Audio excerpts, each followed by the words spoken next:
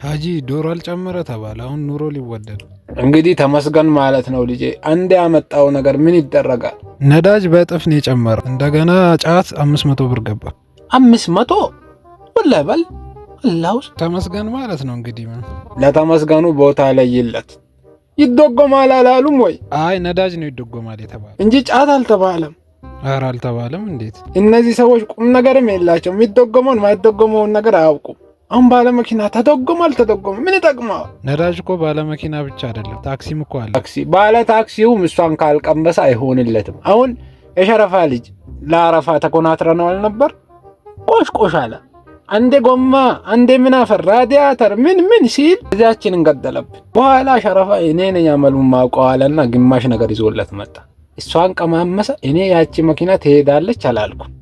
የሆነ ነገሯን ቀጣጥሎ ወስዶ አስገባል። ምኑን ከምኑ እንደሚሆን ሰው አልገባው። እነሱም ያለዚች አይሆንላቸውም። እርሶ ጫት አያቆሙም? አሁን ትሰማኛለህ? ዝም ብሎ ማቆም እኮ አይደለም፣ የባሰ ነገሮች ነው የምትገባ። አሁን ሸረፍ አቁም ያለው አለ በቀደም። ግን ቤቱ ሲሄድ ከሚስቱ ጋር ቁጭ ብሎ ሙሰልሰላ እያለ ደረስኩበት። ደበረኝ።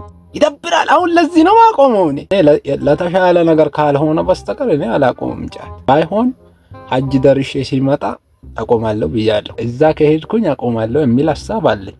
እዛ ደርሼ ሲመጣ አለበለዚያ ቂማለሁ። ለምን ሺህ ብር አይገባም።